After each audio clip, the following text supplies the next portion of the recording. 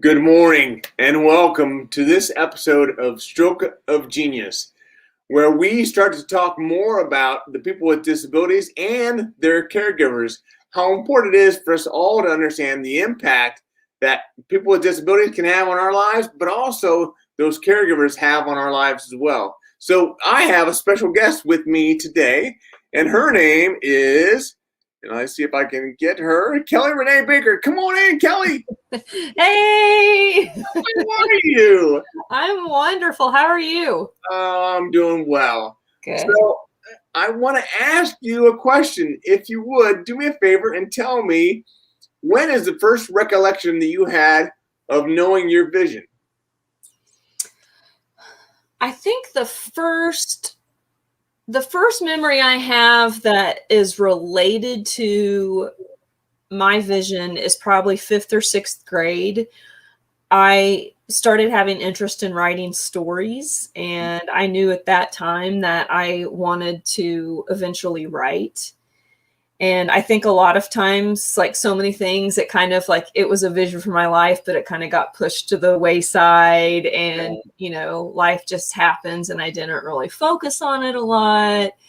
And, but it was kind of still, in the back of my mind. And I think the seed was planted. I had friends that were interested in writing at that time too. And so I just think that the seed was planted that far back. Awesome. If you want to hear more, stick around.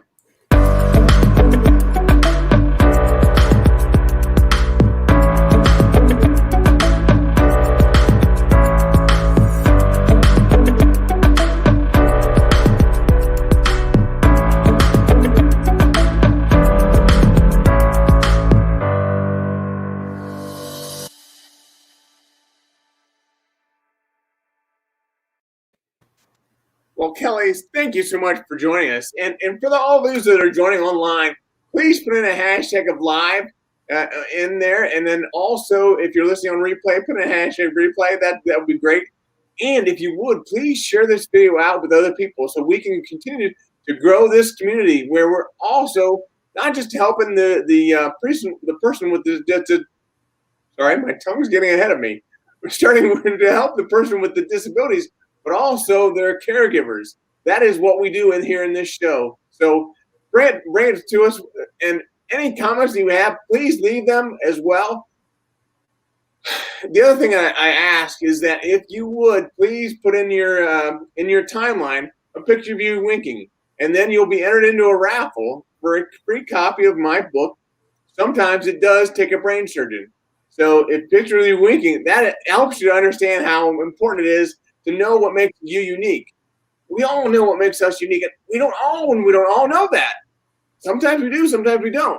A lot of people think, no, I know what makes me unique because I have one eye open. Well, that's not what makes me unique.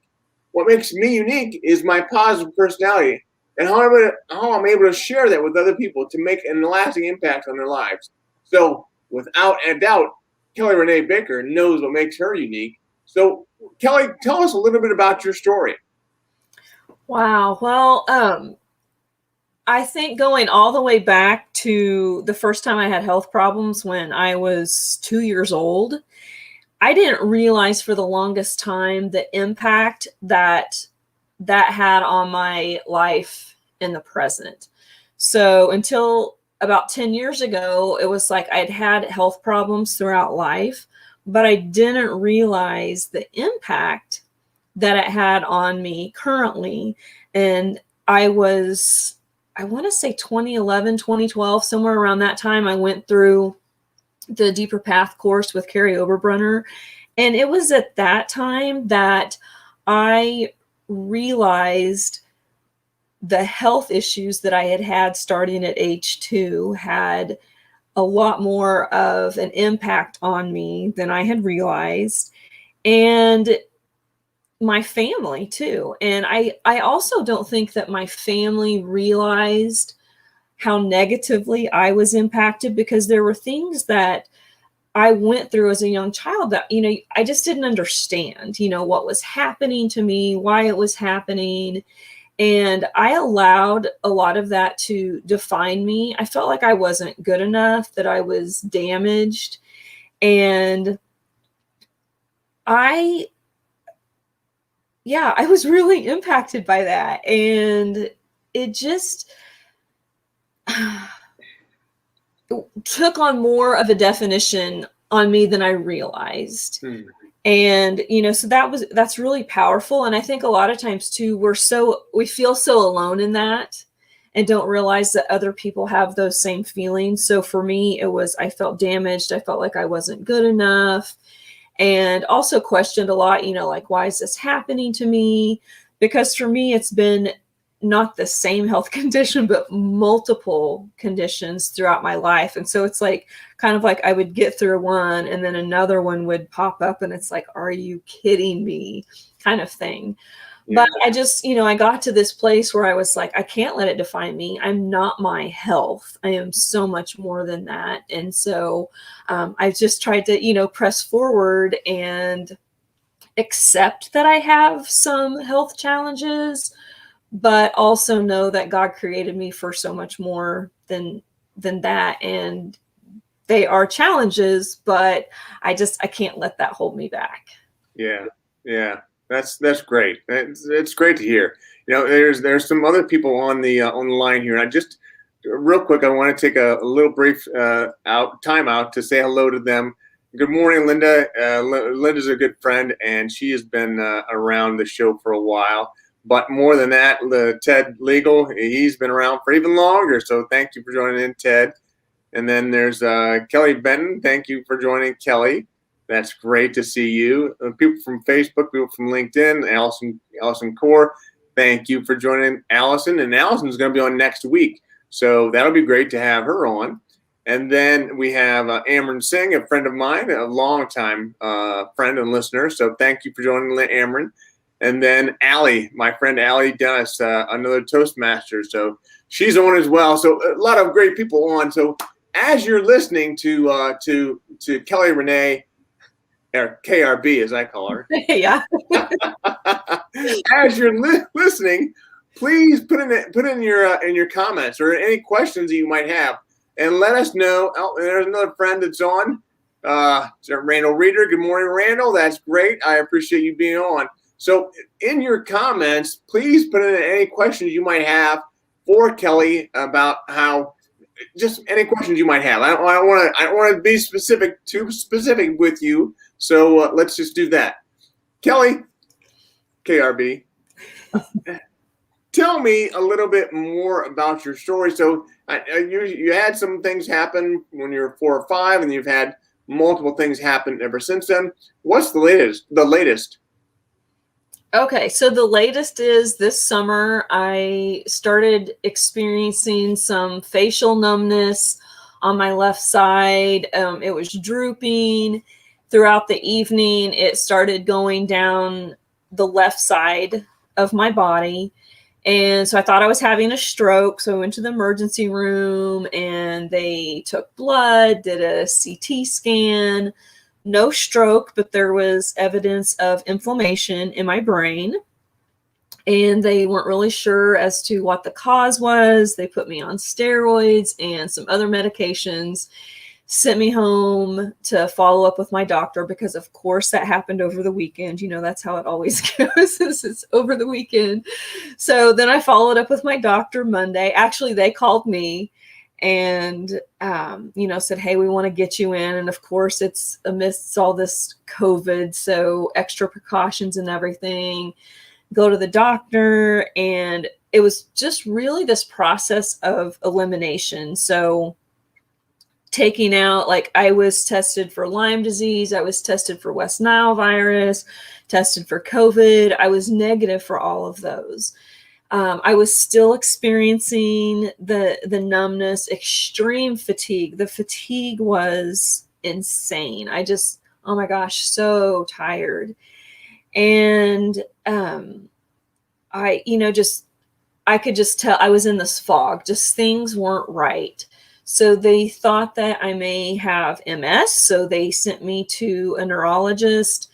I had an MRI that revealed I had 5 lesions on my brain, and the neurologist was doing further scans, MRIs of my spine to see if I had lesions on my spine, which I thankfully did not.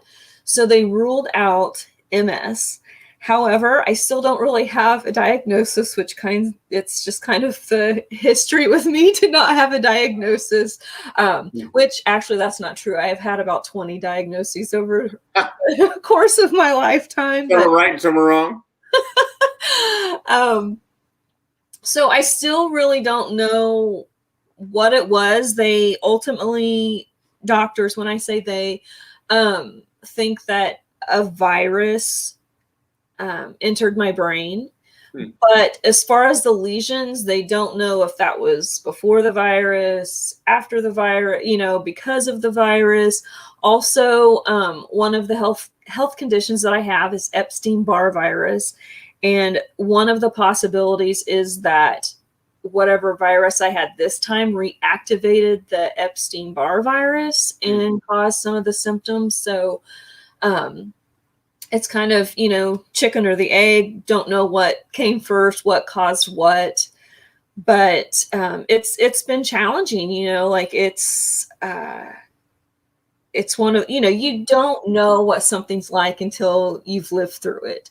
You don't know what it's like to have anxiety until you've had it. You don't know what it's like to have something impact your brain. I would try to talk and I knew exactly what I wanted to say, but the words would come out all jumbled. And that was very my words this morning. You heard it. So I feel your pain. I've been there. So that was really tough to, I'm like trying to say something. I was reading an article to my husband and I would try and say like the word respiratory, but it would come out, all jumbled up. And I was very aware that it was coming out jumbled, but I still couldn't get my brain, to work with my mouth to say it correctly. Oh. So that was challenging. So, there are so many questions that I have, and I'm sure that the people online have questions as well. But when you go in and you think of stroke, it's probably going to be a stroke. What's going through your mind? There was a little bit of fear, because I thought, well, I'm having a stroke. I can't talk, my face and body are numb. And so when they came back and said that it wasn't a stroke, I was very grateful, thankful for that. But they were kind of like, we don't know what it is. And initially they said it could be Bell's palsy, but that only affects a facial nerve. And it was clearly affecting more of, my body than just my face. And because of the blood work, they knew that I had inflammation in my body. And then they narrowed it down to my brain because of the symptoms that I was having. So, medicine's fascinating in how it's a process of elimination, but many things can quickly be eliminated. And so, it was good to know that I had not had a stroke because, like I said, going in, there was that fear that,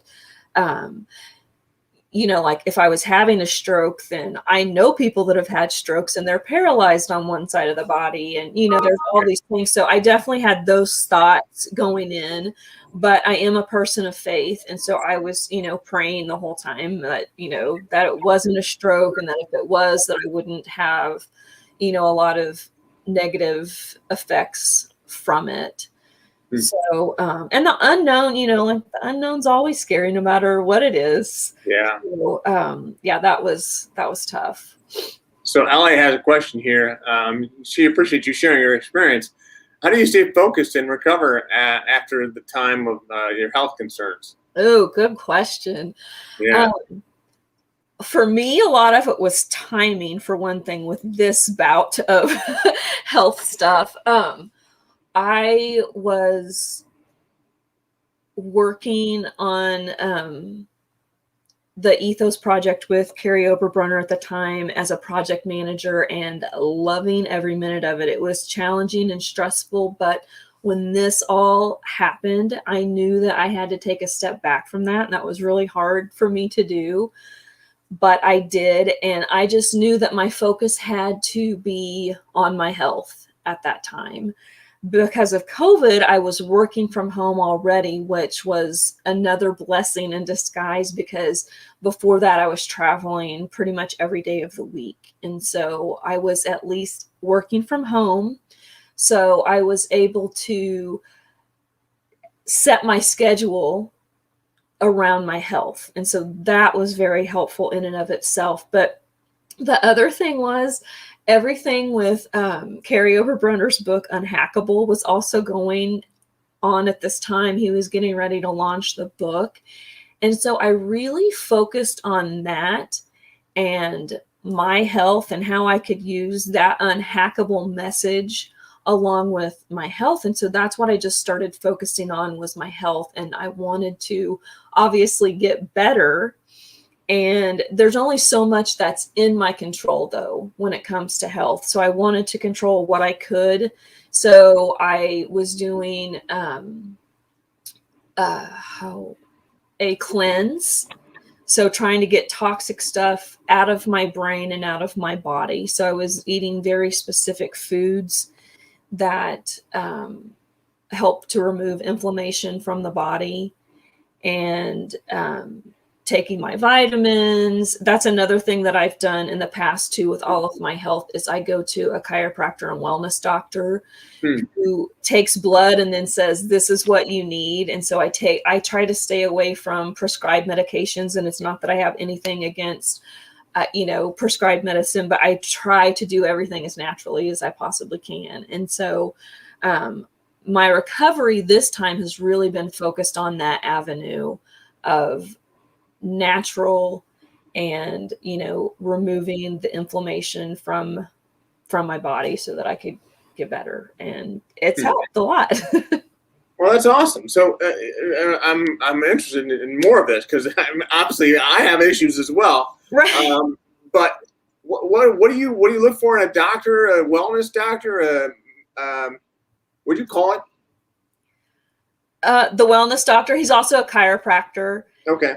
And for me, because I've had health challenges throughout my life, a lot of times when I would go in, I was treated like, it's all in your head, that kind of thing, which this time it was all in my head, but not in a good way. A somatic sense. But, so it's frustrating when your body and something's not right with your body. And so I was sharing with my chiropractor one day, all these frustrations, because a lot of what I have is, so I have Epstein-Barr virus, I have fibromyalgia, I have chronic fatigue syndrome, and my neck x-rays showed that I have degenerative bone disease. And the chiropractor said that it looks like you have a neck of either a 90-year-old or someone who was in, a major car wreck, which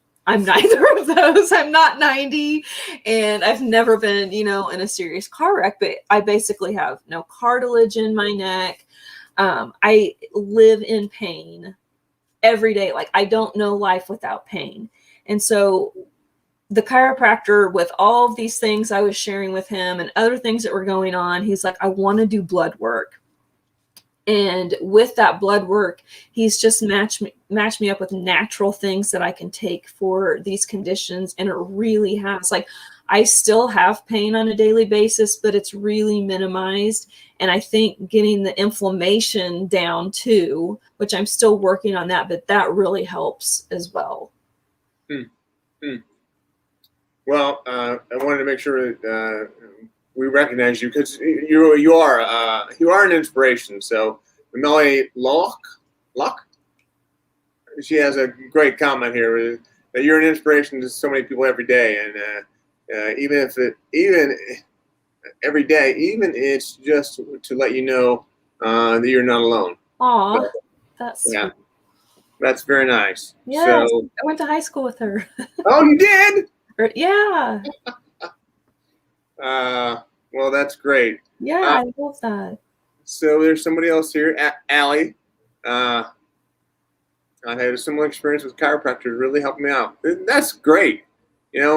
chiropractors get a bad rap sometimes. They do. They do. Yeah. But I'll tell you, I mean, I see a chiropractor as well. And yeah, the release that you get when you go there, it's like nothing else. Yes. Yeah. I love getting massages too. That helps too. Yeah. Plus they're fun. Yeah. Oh, absolutely. No, I agree with that. So tell me, and tell the rest of the audience, what else do you think we could learn from a caregiver perspective? Obviously, you've had many people helping you along the way. I'm sure your husband helps. I'm sure there'll be other people in your life that have helped. But what is it that you wish that you could tell them at certain times, where, where you were talking about garbled speaking? So I have garbled speaking sometimes too, as you might have heard. But my wife will look at me and she's like, "What did you say?" So what do you wish you could tell them that you can't really tell them? Oh gosh. I think a lot of it's just be patient with me, and also the expectations people have, because I feel like we're all differently abled, and it's my family probably hears me. I try not to complain, but I know that they hear me more than anyone, and hear my grunts and groans and things like that. But I think that I just wish that they would probably be more understanding, even though I think that they're very, very understanding and patient with me. But I try not to take anything, like I said. And for the pain, I have to be in pretty extreme pain to take even Tylenol or anything like that. And the reason is I would be taking that stuff all the time. Right. So my family knows if I'm taking Tylenol, if I have my mouth guard in, which relieves pressure on my jaw, if I have those things in, then they know, like, okay, she's really hurting today. But, like, I have to, shout out to my family, because my husband, especially, like, he steps up, like, he knows if I'm not feeling well, he'll make supper, like he'll step up and do whatever needs to be done. And, I appreciate that very much. So, yeah. So do you have kids? Yes. My youngest is 18. So the other kids are out of the house. My oldest is a senior this year, and he'll do anything too. He's one of those kids that I don't even have to ask. He'll take out the trash and things like that. Sometimes I do ask, but he'll also do it without being asked. Yeah, that's awesome. That's awesome. awesome. Support system's huge. Like, that is huge. Yeah. And I know that they don't understand too. And I've said many times, like, I don't want you to understand this pain. I would never want anyone to live in chronic pain, because it's not fun. So I wouldn't wish that on anyone. And I know that that's the only way that they could truly understand, is to experience it. And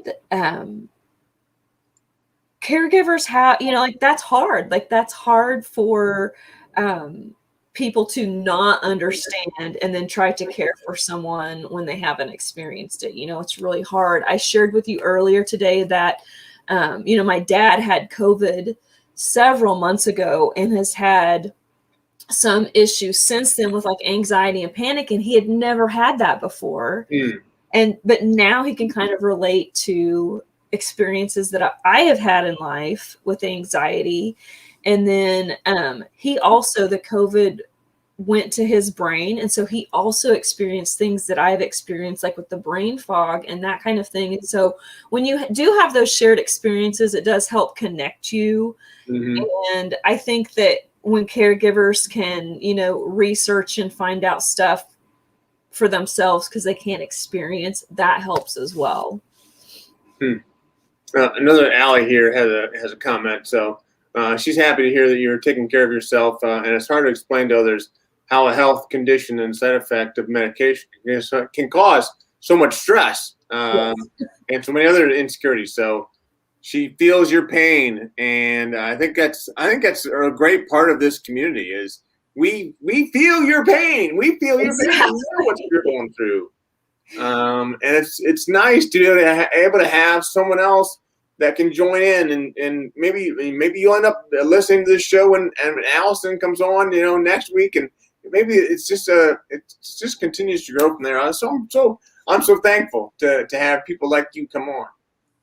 I'm thankful for you. You're an inspiration. I'm very thankful for you and your friendship and getting to know you. And I see your videos all the time on Facebook and LinkedIn. And I love that you are sharing and doing this. And to me, that's the biggest thing, is because we are all differently abled. We all have different messages, and God still uses us in powerful ways. And I think that's important for people to see and to understand. Yeah. Because people need to know we have an awesome God, and the Amen. God of the universe is allowing us to be able to walk on the earth, to be able to help other people. And that's for me, that's the reason why I know I exist, for being here. I want to be able to help other people, and that's why I'm here. So I know you're probably the same way. Oh yes, definitely. Yeah. Oh, that's awesome. So before we leave, I wanted to make sure we got up your website. So I took that information down, and I didn't do anything with it. So if you want to know more about Kelly Renee, Kelly Renee Baker, or KRB as I call her. Hey, that's what my necklace is, a KRB necklace. Oh, really? I wore it just for you today. Well, that's awesome. I don't know how I started in with that. I don't know either. I don't know. That was like 2017, though, I think, whenever at the conference, Ignited Souls conference, I think that's when it was. So it's been several years that you've been calling me that.